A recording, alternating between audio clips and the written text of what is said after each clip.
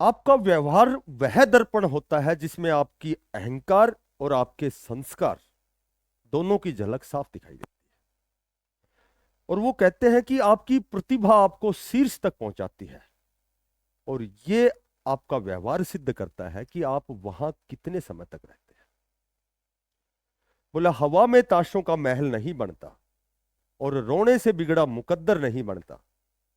दुनिया जीतने का हौसला रख मेरे दोस्त, एक जीत से कोई सिकंदर नहीं बनता। नमस्कार प्यारे बच्चों, साथियों। देखो, आज वीक में एक दिन मैं स्पेशल हरियाणा कौशल रोजगार निगम के तहत जो भी अपडेट, लेटेस्ट अपडेट होती है, जो भी ऑथेंटिक अपडेट होती है, उस पर एक छोटी सी वीडियो आपके समक्ष शेयर करता हूं। तो आज की जो अपडेट है, कि लेटेस्ट अपडेट कह सकते हैं, हरियाणा कौशल रोजगार निगम के तहत कुछ एक नई भर्ती आने वाली है। ऐसा मैंने पहले भी आपको बताया था।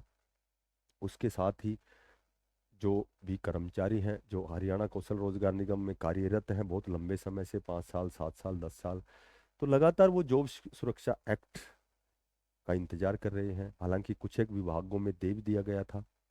सभी को पता है कि विधानसभा चुनाव से पहले एक कैबिनेट जो मीटिंग हुई थी, उसमें सभी कर्मचारियों को जॉब सिक्योरिटी एक्ट प्रदान किया गया था। मेरे ख्याल से 15 अगस्त 2024 को एक अध्यादेश है वो अधिसूचित किया गया था। उसमें थोड़ी सी त्रुटियां थी, खामियां थी, थोड़ी सी उसमें कुछ मिस्टेक थी, तो उनको दोबारा से भी नोटिफाई किया गया था। क्योंकि उसमें एक तो त्रुटि ये थी कि जो भी आउटसोर्सिंग पार्ट फर्स्ट के जो कर्मचारी थे उनको उसमें इंक्लूड नहीं किया गया था, उनको पोर्ट नहीं किया गया था। उसके बाद फिर एक नया अध्यादेश अधिसूचित हुआ। जो भी नियम थे उनको थोड़ा सा नोटिफाई किया गया था। तो जो भी आउटसोर्सिंग पार्ट वन के जो कर्मचारी हैं उनको उसमें पोर्ट किया गया था। उसके बाद 5 अगस्त 2025 को आपकी एसओपी जारी की गई थी। लेकिन फिर भी बहुत से ऐसे डिपार्टमेंट थे जहां जहां ये जो आपका जो जॉब सिक्योरिटी एक्ट है ये लागू नहीं हुआ था। उसका कारण मैंने आपको बता दिया।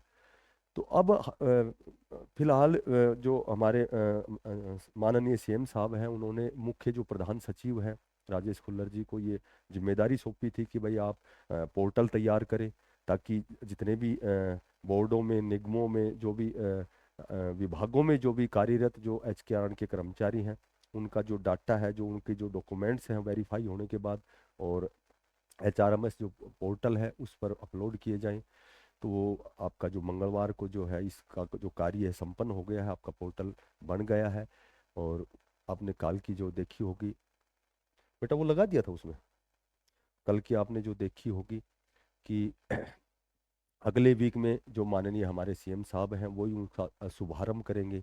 ठीक है। और जितने भी विभागाध्यक्ष हैं, जितने भी विभाग के अध्यक्ष हैं, निगमों में, बोर्डों में, जहां भी कार्यरत हैं कर्मचारी, तो उनके अध्यक्षों को माननीय हमारे सीएम साहब प्रशिक्षित करेंगे कि कैसे आपको इन कर्मचारियों के जो डाटा है वो अपलोड करने हैं, वेरीफाई करके कैसे अपलोड करने हैं। तो लगभग सभी का इंतजार अगले वीक तक खत्म हो जाएगा। हालांकि हालांकि मैंने आपको बताया था कि नवंबर के फर्स्ट वीक में ऐसा कुछ होने वाला है। बहुत जल्दी आपका इंतजार जो है वो खत्म होने वाला। अब हम बात करते हैं अगली बात करते हैं।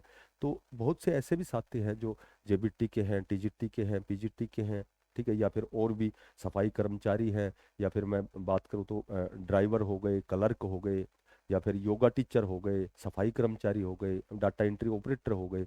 तो इन्होंने 103 प्रकार के पदों पर जो आपने फॉर्म जो हरियाणा कौशल रोजगार निगम के तहत आपने रजिस्ट्रेशन किया था, फॉर्म भरे थे।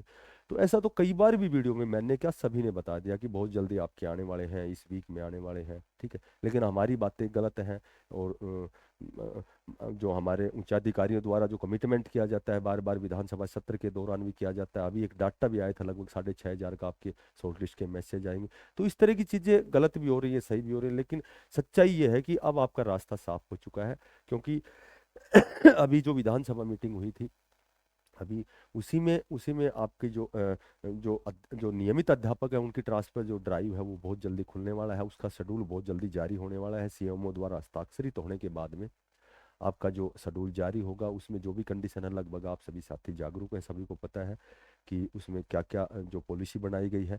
तो पहले जो है आपके शॉर्टलिस्ट के मैसेज शायद जब तक नहीं आएंगे, जब तक आपका जो ट्रांसफर ड्राइव वाला काम जब संपन्न होगा, उसके बाद पता लगेगा कि किस विद्यालय में कितनी सीटें वैकेंट हैं, कितने अध्यापकों की रिक्वायरमेंट है, आवश्यकता है। ठीक। उसके बाद फिर आपके जो भी जो आपके COD के हो या फिर टीचिंग पदों पर हो, आपके जो मैसेज ऑफर लेटर बहुत जल्दी आने वाले हैं। क्योंकि इंतजार कोई चीज़ का बहुत लंबा होता है, लेकिन इंतजार सुखद होता है, ये हमेशा मानना। क्योंकि हमने जॉब सिक्योरिटी एक्ट के लिए भी बहुत कर्मचारियों ने, साथियों ने, बच्चों ने इंतजार किया है। तो एक अनेक दिन तो जो वो कहता है, वो कहते हैं कि वो जब सुबह होता है तो घना अंधकार होता है। तो कई बार क्या होता है कि इंतजार लंबा होता है, लेकिन वो इंतजार आपका सुखद होगा, बहुत जल्दी आपके ऑफर लेटर आएंगे। और यहाँ तक कि मैं आपको बताता हूँ कि जो MIS पोर्टल के अकॉर्डिंग लगभग 30,000 के लगभग अप्रोक्सीमेटली आपके अध्यापकों के जो पद हैं वो रिक्त हैं। तो वो सारे, उनमें नियमित भर्ती भी आपकी कन्फर्म आनी है। एस्टेट का रिजल्ट बहुत जल्दी आने वाला है, लगभग 15 नवंबर तक। उसके बाद आपका सेकंड एस्टेट 2025 का भी बहुत जल्दी आपका नोटिफिकेशन आएगा। एग्जाम हो सकता है आपका थोड़ा सा अप्रैल मई में जाएगा, क्योंकि अभी बोर्ड के एग्जाम होने हैं। फरवरी मार्च अप्रैल 3 महीने तो 10वीं और 12वीं के बोर्ड के एग्जाम होते हैं। और चूंकि भिवानी बोर्ड ये एग्जाम कंडक्ट करवाता है, जो एस्टेट है आपका एग्जाम, तो संभवतः आपका पिछले साल की तरह वही आपका हो सकता है कि अप्रैल मई तक जाएगा, जून तक भी जाए। ठीक है। लेकिन आपकी नियमित भर्ती भी आनी है। बहुत दिन हो गए आपकी जो सीटें वैकेंट हैं, और अध्यापकों की जब रिक्वायरमेंट है, और सारा जो काम है वो बच्चों को ही तो देश का नागरिक बनाना है। बच्चे ही देश के कर्णधार हैं। उनके ऊपर ही देश, उनके कंधों पर ही इस देश के विकास का भार है। तो उनको तैयार करने के लिए, उन बच्चों को एक अच्छा नागरिक बनाने के लिए, उनका सर्वांगीण विकास करने के लिए, और उनको देश का एक अच्छा नागरिक बनाने में हम अध्यापकों का ही सहयोग अपेक्षित है, क्योंकि हम अध्यापक ही उनको सहयोग करते हैं। तो जब अध्यापकों की रिक्वायरमेंट पूरी नहीं होगी तो बच्चे कैसे तैयार होंगे? देश का विकास ही अवरुद्ध हो जाएगा। तो कहने का मेरा मतलब ये है कि आपकी हरियाणा कौशल रोजगार निगम की भी भर्ती आनी है। टीचर्स की, JBT, TGT, PGT की आपकी नियमित भर्ती आनी है। TGT आपकी वेटिंग लिस्ट आनी है। मेवात का JBT का रिजल्ट आना है। उसके बाद आपकी रेस्ट ऑफ हरियाणा की भर्ती आनी है। एक एस्टेट होना है। ये सारी चीज़ें डे बाय डे आपकी आगे होने वाली हैं। तो सभी साथियों से, सभी बच्चों से मेरा निवेदन है, विनम्र निवेदन है कि आप लगातार प्रयासरत रहें, लगातार तैयारी करते रहें। केवल हमारा जो उद्देश्य है, जो हमारा लक्ष्य है, केवल हरियाणा कौशल रोजगार निगम नहीं है। ये केवल एक ये केवल एक मार्ग है। ये केवल, इसके द्वारा हम अपने जीवन की बुनियादी चीजें पूरी करते हैं, हम अपने जीवन की मूलभूत आवश्यकताओं की पूर्ति करते हैं। केवल ये एक हमारे लिए एक आसान मार्ग है कि हम अपना जो भी जीवन का जो जिम्मेदारियों का निर्वहन करते हैं। बाकी आपको प्रयास करना है, बहुत अच्छी पोस्ट के लिए आप तैयारी करना है, आपको मेहनत करनी है। जो भी साथी नए हैं, चैनल को सब्सक्राइब करना, इसको ज़्यादा से ज़्यादा शेयर करना। फिर मिलते हैं किसी नई अपडेट के साथ।